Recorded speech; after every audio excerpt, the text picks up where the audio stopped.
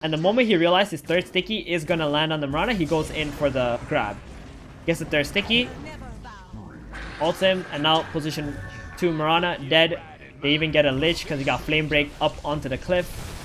He dies in the end, but that's alright. His team is there to clean up after that, and they just kill 4 heroes.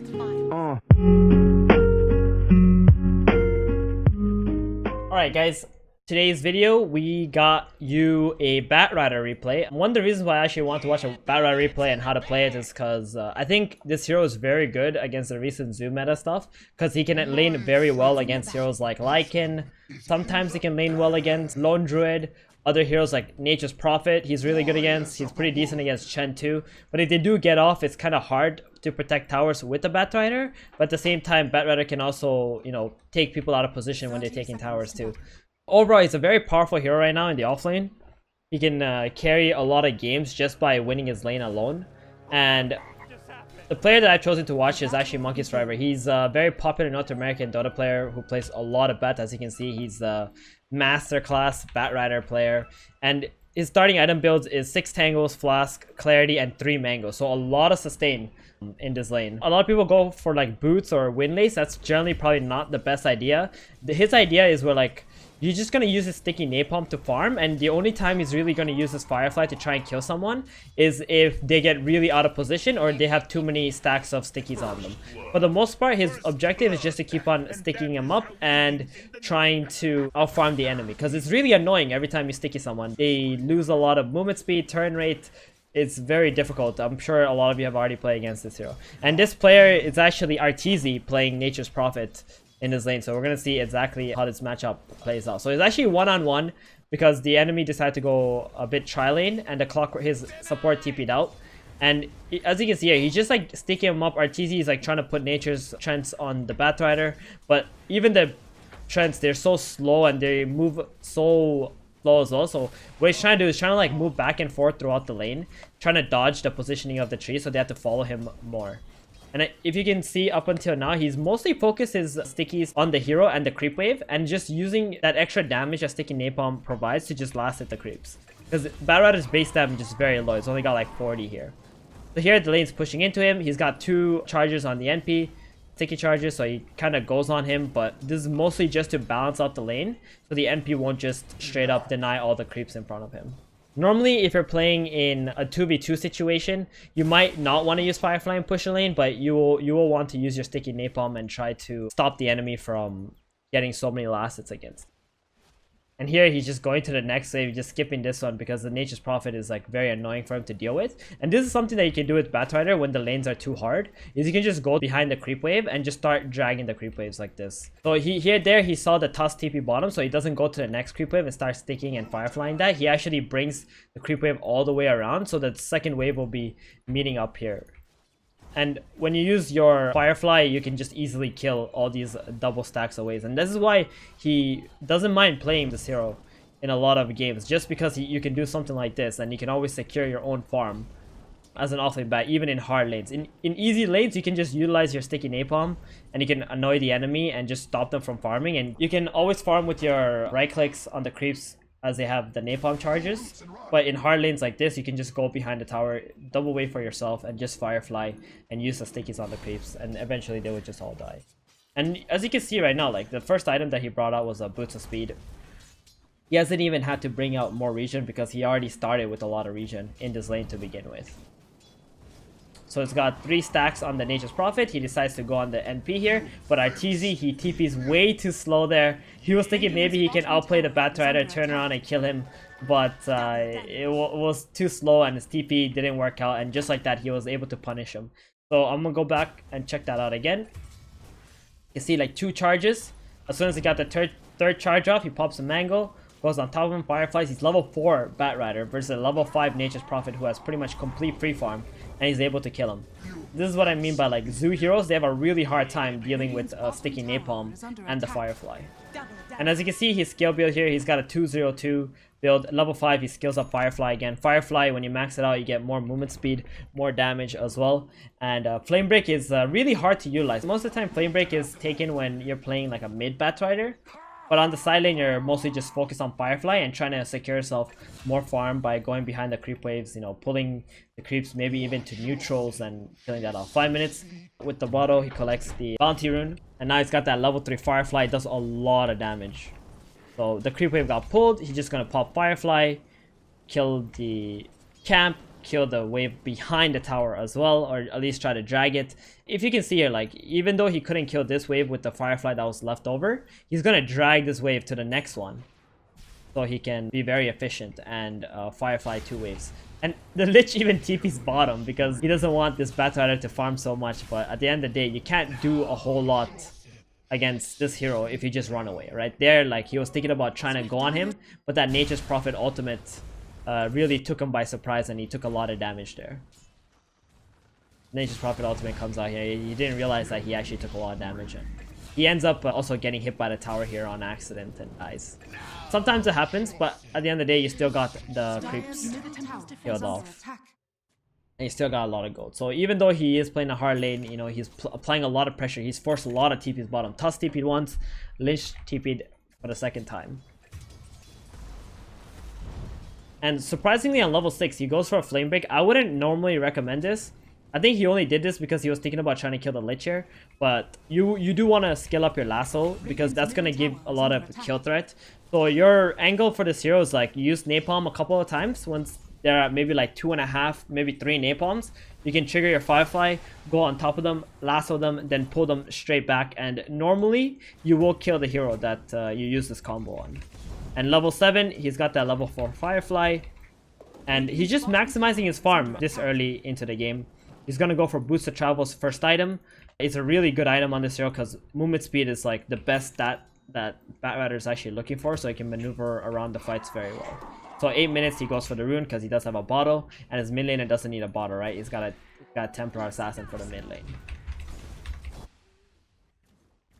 He just went to check out the mid because the TA was jungling, goes back bottom again, and again, goes back to the creep waves. This time, he actually finds Arteezy here. He is level 8, so he's got his lasso ready. He's waiting for Arteezy to TP. Arteezy doesn't TP, and as soon as he has enough damage to kill him under the lasso, he just grabs him, and there he is. Like, this Nature's Prophet can't do anything against this Batrider anymore until he gets more items, like maybe like an Orchid, where he can just Orchid up the Batrider and TP out, or try to turn around and kill him.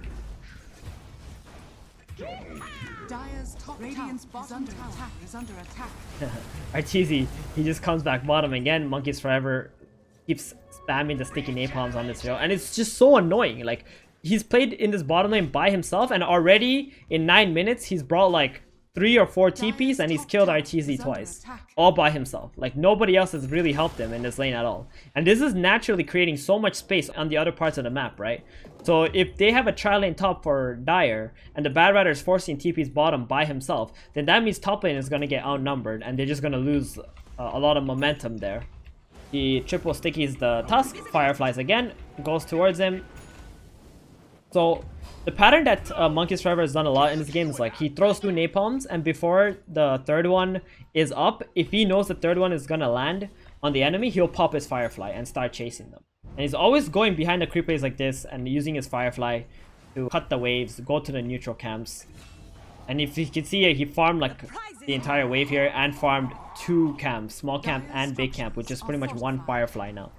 And level 10, he's got a 4-1-4 build, and with the Boots of Travels, he's not really trying to team fight that much unless the enemy is like really diving the towers on other areas of the map.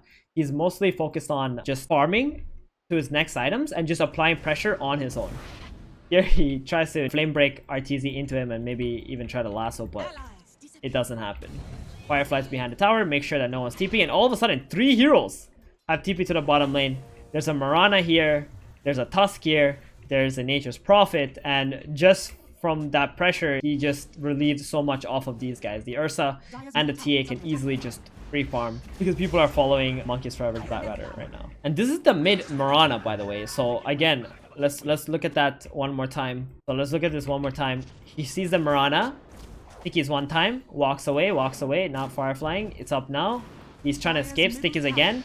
And the moment he realizes his third sticky is gonna land on the Mirana, he goes in for the grab. Gets the third sticky, ults him, and now position 2 Mirana dead. They even get a Lich because he got Flamebreak up onto the cliff. He dies in the end, but that's alright. His team is there to clean up after that, and they just kill 4 heroes.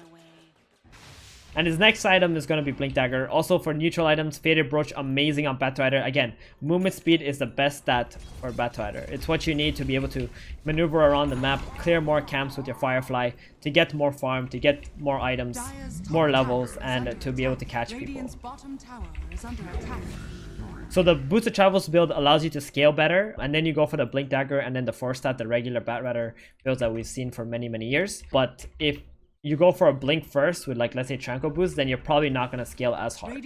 And you're more locked into your early game, mid game Batrider gameplay. And again, it just pull the creeps here, go to this camp, kill it, go to this camp, kill it with your Firefly, and just keep using your stickies on those camps also. And naturally you will just apply so much pressure by just doing those little things.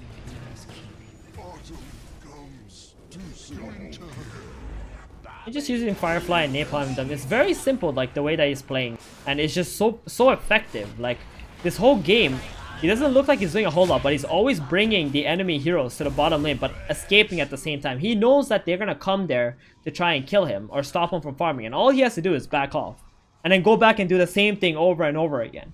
And that's just gonna apply so much pressure to the enemy. And when you're playing Batrider, you're going to want to pick this hero when, you know, you don't see any oracles in the first phase. You're picking your off lane, so you're going to get to see, like, the enemy supports, the 2 supports most of the time in ranked games. So if you don't see someone who can counter your Batrider, then it's okay to pick it. Because if the carry is the one who's countering you, then all you got to do, go down here, pull the creeps to the small camp, big camp, or go back here and double stack the waves and just Firefly and kill it. And just keep netting your farm. And eventually, late game, you're just going to be able to lasso someone and just kill them, right? For your team. And that's the biggest impact that this hero provides, is he's just able to go in, grab someone, bring them to their team, and pick them off. Here he goes top, he pushes that out, people reacted, he just gets out of the jungle. Now he gets out into the jungle, and now he just stacks the camp, farms some more, getting some neutrals for his allies. And Monkeysforever, since he's much more experienced, he's going for the Yules build. That gives him more movement speed as well, and more mana regen. If you want, you can also go for a 4-stat build if you feel like you need to fight after your Boots of Travels Blink Dagger. But if you go for the Yules build, that's alright too. It's just another disable, and someone can't really, like, TP out in front of you, even after you use Lasso on them. And now his team is going to do Roshan. He's just going to linger around on the outskirts of the Roshan pit, so if anybody does come, you can just lasso them away or lasso them into his team. And as you can see, just always using his Firefly now that his team wants to group up and they have all the items. They got, you know, the Desolator, Ursa has Battle Fury, S and Y from all the space that was created. And then the Batrider has his Yules too. He just wants to give some vision for his allies. He sees them, he blinks in here, he saw it from earlier, and grabs them around and brings them to his core. And the core can just clean up, right? Your job is just to drag heroes into your team so your team can just kill them when they're grouped up in the mid game and the late game team fights. You're no longer trying to solo kill someone. You're more trying to fight with your team and try to pick somebody off in the clash. So the fights become 4 versus 5.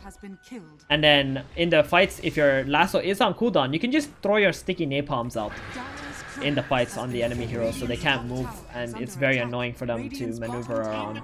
And that can also naturally give opportunities for your team to just jump the enemy and kill them. Just running around getting the bounty runes. Also with this kind of build, you're like a race car. You can just get bounty runes, you can take outposts back so easily and just be, you know, from bottom lane to mid lane to top lane. Like, he literally just traveled across this in like 30 seconds or something. Ridiculous. And at the same time, he's got a Boots of Travel, so he can be top, then suddenly he can be bottom to catch somebody if he forces some TPs back there. And here you can see his team is grouped up for the tower. He sees a Sanking out of position, lassos him, brings him to his team, but the Sanking is invisible, so he just backs off, you know? Sometimes your lasso goes off and you don't really kill anybody with it, and that's okay. And that's completely fine. You don't always have to kill someone with your lasso. You can just make the enemy out of position. And here you can see, since he doesn't have lasso, what he does in the fights, he just sticks around in the back. Even no Firefly, he's just casting his sticky napalm, making it hard for this Tusk to move around, making it hard for the Sanking to turn. you know, throwing out some flame breaks. Flame break is such an amazing damage dealing skill. You can bounce people towards you, you can bounce people away from you at the same time, and you can do damage to them. Here he finds the Sanking. He's got a Yules. He waits for the last second, Yules him up. And he's just, you know, being very annoyed. This is like one of the most annoying heroes in all of Dota 2. We see a lot of pro teams always banning it if the enemy has like a very, you know, powerful Batrider player. It's just always auto ban. And you can see why. He's doing very simple things, but it has such high impact throughout the game. And Arteezy has just given up at this point. They're like, all right, guys, we can't win this game anymore.